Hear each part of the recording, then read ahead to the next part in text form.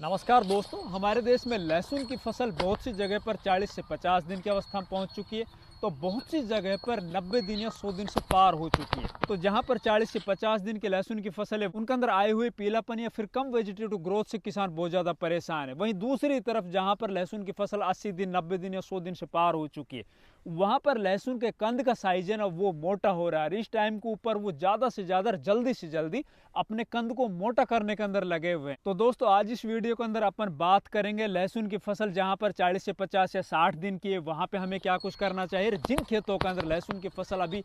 80, 90, 100 दिन की हो चुकी है, वहां पर कंद के साइज को मोटा करने के लिए हमें क्या कुछ करना चाहिए। तो नमस्कार, मैं इंद्रपाल यादव और आप देख रहे हैं देश का सबसे विश्वसनीय फार्मिंग यूट्यूब चैनल देश की जान हमारे किसान। अगर अभी तक इस चैनल को सब्सक्राइब नहीं किया तो प्लीज चैनल सब्सक्राइब कर लीजिए, साथ ही वीडियो को लाइक और दूसरे किसान भाइयों तक शेयर करना बिल्कुल मत भूलिए। तो सबसे पहले लहसुन फसल के अंदर आई एक कॉमन प्रॉब्लम, चाहे वो आपकी फसल 40 दिन की हो या 80 दिन की हो, इस टाइम के ऊपर सबसे ज़्यादा किसान परेशान है उसके अंदर आई हुई पीलापन से। अब पीलापन को जब तक अपन समझेंगे नहीं, पहचानेंगे नहीं कि वो किस वजह से आई है, उसके पीछे का रीजन क्या है, तब तक हम इस पीलेपन को नहीं हटा सकते और तब तक अपनी फसल की ना तो बढ़िया वेजिटेटिव ग्रोथ कर सकते हैं और ना ही अपनी फसल के कंद के साइज को मोटा कर सकते हैं। तो इसके अंदर सबसे पहले आपको समझना होगा, देखना होगा, आपको ये चीज़ रियलाइज़ करनी होगी कि हमने अपने खेत के अंदर क्या गलतियाँ की है। क्योंकि पीलापन आने के अंदर एक बड़ा कारण होता है मौसम का। तो भैया मौसम का तो अब की बार कोई दोष नहीं है, मौसम बहुत शानदार चल रहा है। सर्दी की जब आवश्यकता पड़ी थी, सर्दियां भी स्टार्ट हो चुकी है। जिस हिसाब से लहसुन फसल को जिस टेम्परेचर की आवश्यकता है वो उसको मिल चुका है। इसके अंदर हमारी खुद की भूल है। इसके अंदर सबसे बड़ा कारण तो ये हमने देखा है कि जिन खेतों के अंदर लगातार लहसुन की बुआई होते आए, जिन खेतों के अंदर पिछले साल भी लहसुन था, उससे पिछले साल भी लहसुन था, लहसुन फसल जिस खेत के अंदर लग जाता है ना, वो दूसरी फसलों की तुलना में ज्यादा जमीन के अंदर पड़े हुए पोषक तत्व है ना, उनको वो ग्रहण करता है, ज्यादा से ज्यादा वो जमीन की ताकत को खींचता है, उसकी उर्वरा शक्ति को कम करता है।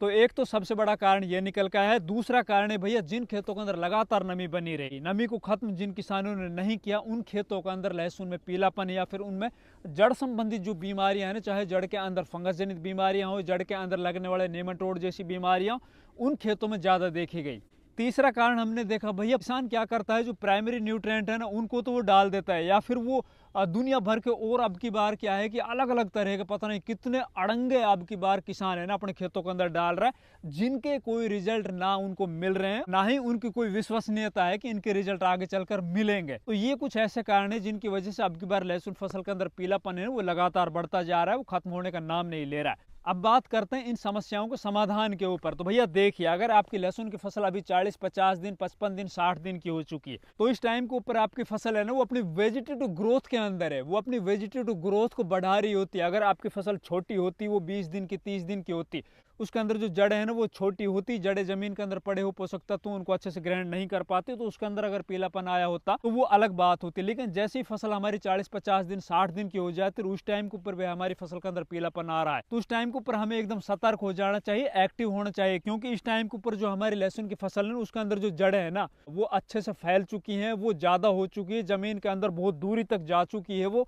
और जमीन के अंदर जो पड़े हुए पोषक तत्व है ना, उनको वो ढूंढ रही है। अगर पोषक तत्व इस टाइम के ऊपर जड़ों को नहीं मिलेगा तो किसी भी सूरत के अंदर हमारी फसल है ना, वो पीलापन को खत्म नहीं करेगी। किसी भी सूरत के अंदर इसका जो स्टैम्प है ना, वो अच्छे से मोटा नहीं होगा, इसके अंदर जो ऊर्जा है ना, वो स्टोर नहीं कर पाएगी, जो आगे चलकर इसके जो कंद को मोटा करने के अंदर सहायक होगी ना, जो ऊर्जा होती है इसके अंदर, इसके स्टैम्प के अंदर, तने के अंदर, जो हमारी फसल अपने वेजिटेटिव ग्रोथ के अंदर लगभग 80 दिनों तक अपनी ऊर्जा को वो यहाँ पर स्टोर करके रखती है। मतलब वो ज्यादा से ज्यादा जमीन से पड़े हुए पोषक तत्व होते हैं, ऊपर से जो भी हम खाद उर्वरक डाल रहे होते हैं, उनको वो जड़ों के माध्यम से ग्रहण करती है। और जितने अच्छे स्वस्थ ताजा पत्ते होंगे, जितने हरे पत्ते होंगे, उतने ही ज्यादा पौधा है ना वो दिन के अंदर भोजन बना पाएगा सूर्य के प्रकाश की मदद से। और जितना अच्छा वो भोजन बनाएगा, नीचे जमीन के अंदर पड़े हुए वाटर और मिनरल्स को जितनी ज्यादा ये जड़ें ले पाएंगे ना, उतनी ज्यादा वो एनर्जी को अपने तने के अंदर स्टोर कर पाएगी। आगे चलकर लगभग 80, 90 या 100 दिन के बाद इसके अंदर जो स्टोर हुई ऊर्जा है ना, जो इसके अंदर स्टोर हुई जो ताकत है, एनर्जी है,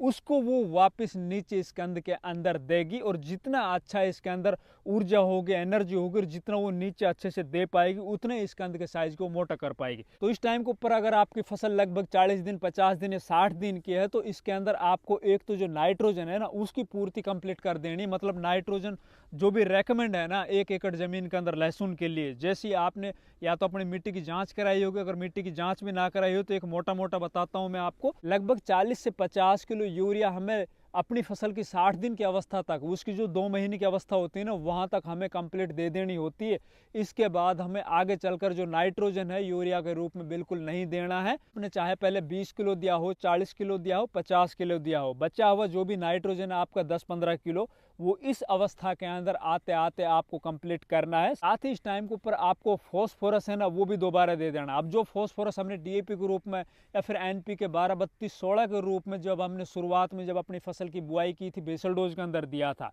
चाहे वो 1846 हो या फिर 12-32-16 फिर कोई दूसरी एनपीके ग्रेड हो जिसके अंदर फॉस्फोरस होता है, उनका जो काम था ना वो भैया 40 दिन और 50 दिन तक जैसे हमारी फसल आती है ना वहां तक कंप्लीट हो चुका होता है। हमारी फसल के अंदर दोबारा से फॉस्फोरस की डेफिशिएंसी दिखाई देने लग जाती है। तो आपको जब आपकी फसल लगभग 50 दिन या 60 दिन की अवस्था में होती है उस टाइम के ऊपर जरूर 30 से 35 किलो पर एकड़ के हिसाब से डीएपी खाद जो 1846 आता है ना उसको देना होता है, क्योंकि आगे चलकर बचे हुए दिन होते हैं ना उनके अंदर जो ये फॉस्फोरस इस टाइम के ऊपर हम देंगे ना वो आगे चलकर काम करेगा। आगे चलकर वो इस कंद को फुलाने के अंदर फॉस्फोरस का बहुत बड़ा योगदान होता है, तो आगे चलकर वो काम आएगा। दूसरा, अगर आपकी फसल इस टाइम के ऊपर 60 दिन की 65 दिन की है तो आपको जरूर अपनी फसल के अंदर पोटास भी डालना है। पोटास जो आपने लहसुन की बुआई की थी तो बेसल डोज के अंदर जो भी आपने दिया था 30 किलो 35 किलो एकड़ के हिसाब से, 1 कट्टा एकड़ के हिसाब से उसका काम है ना वो कंप्लीट हो चुका है। उसकी कमी अब इस टाइम के ऊपर दोबारा से दिखनी स्टार्ट हो जाएगी। और पोटास की अगर कमी आपकी फसल के अंदर आ गई तो पोटास का काम क्या होता है, एक तो वो कंद को मोटा करेगा, दूसरा कंद की क्वालिटी उसको सुधारेगा, इसका जो पर्दा होगा ना उसको मजबूत करेगा, व्हाइट करेगा,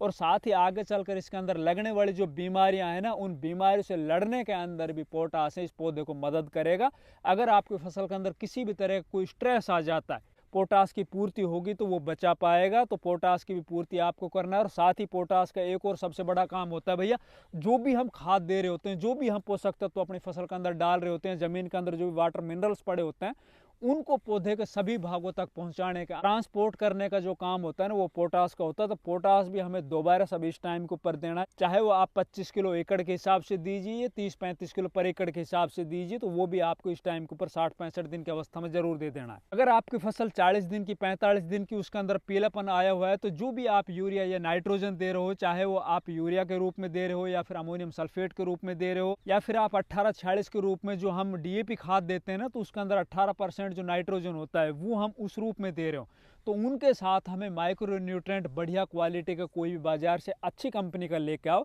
लगभग 5 किलो से 10 किलो पर एकड़ के हिसाब से बढ़िया क्वालिटी के माइक्रो न्यूट्रेंट है ना जिनके अंदर 6-7 तरह के पोषक तत्व हों, उनको भी जरूर अपनी फसल के अंदर मिला के डाल देना है। वो आपकी फसल चाहे 40 दिन की हो या 60 दिन की हो, ये भी आपको एक बार दोबारा से इस डोज के अंदर जरूर बना के डालना है। अब ये तो हुए खाद जो हमें 40 दिन से और 60-65 दिन तक हमें अपनी फसल के अंदर देने हैं, जिनके अंदर फॉस्फोरस भी है, पोटास भी है, नाइट्रोजन भी है और माइक्रो न्यूट्रिएंट जो मिक्स आते हैं ना उनको मिला के अपने खेत के अंदर डालना है भैया। फिर देखिए 4 से 5 दिन के बाद आपकी फसल के अंदर आए हुए जो पीलापन है वो दूर हो जाएगा। अब बात करते हैं भैया इसके अंदर ऊपर से फोलियर स्प्रे के अंदर जो भी लगने वाली बीमारियां हैं या फिर आगे चलकर जो दिन के अंदर ओस आएगी और पूरा दिन जो ओस के अंदर हमारे पौधे हैं वो भीगे रहेंगे, या फिर इसके अलावा ऊपर अगर आसमान के अंदर मौसम बिगड़ता है, बादल आता है, ह्यूमिडिटी बढ़ जाती है, तो इसके अंदर आने वाले जो रस्सूसक कीट जैसे कि थ्रिप्स है ना, अगर वो आ गए और उनको टाइम के ऊपर हमने कंट्रोल नहीं किया तो ये दोनों बीमारियां, चाहे वो फंगस जनित बीमारियां जिसके अंदर पर्पल ब्लोच आएगा, डाउनी मिलिडियो आएगा, साथ ही इसके अंदर लगने वाले जो रस्सूसक कीट है ना,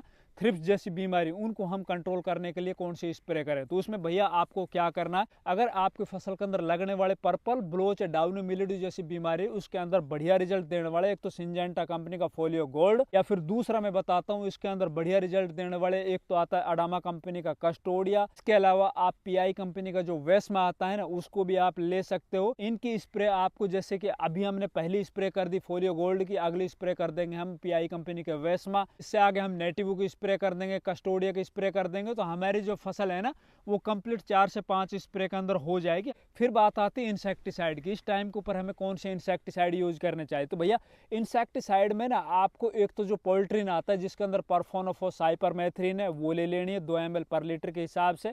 इसके अलावा आप अल्फा मैथ्रीन भी ले सकते हो। अल्फा मैथ्रीन के भी शानदार रिजल्ट देखे गए, उसमें भी आपको वही 2 ml पर लीटर के हिसाब से ले लेना है। या फिर इनके साथ आप एसिटामिप्रिड भी ले सकते हो, उसके भी आपको बहुत शानदार रिजल्ट देखने को मिलेंगे अगेंस्ट जो इसके अंदर रस्सूसक कीट है ना उनके ऊपर कंट्रोल के लिए। इनके अलावा आप इमामेक्टिन बेंजोएट भी ले सकते हो, थाइमेथोक्सम भी ले सकते हो। वो आपको जो आगे चलकर जिस तरह की आप फंजीसाइड यूज कर रहे हैं ना उसी तरह का उनका तालमेल बनाने के लिए, उनका घोल बनाने के लिए ना उन्हीं फॉर्मुलेशन के अंदर अगर आप इंसेक्टिसाइड लेते हो तो बहुत अच्छे आपको रिजल्ट देखने को मिलेंगे। फिर बात आती है टॉनिक की। अब टॉनिक के अंदर भैया आप बायोविटा भी ले सकते हो, सिंजेंटा का इसाबियोन आता है वो भी आप ले सकते हो, या फिर और आप देखिए जिनके रिजल्ट आपको अच्छे दिखाई देते हैं आप उनको यूज कर सकते हो। इसके अलावा फिर बात करते हैं, जैसे हमारी फसल लगभग 70 दिन की या 80 दिन की हो जाती है तो ऊपर से हमें जो फोलियर के अंदर जो फर्टिलाइजर देने हैं, जो वाटर सोल्युबल फर्टिलाइजर आते हैं, तो उनमें हम कौन सा यूज करें। तो भैया इस टाइम के ऊपर या तो आपने 60-70 दिन के ऊपर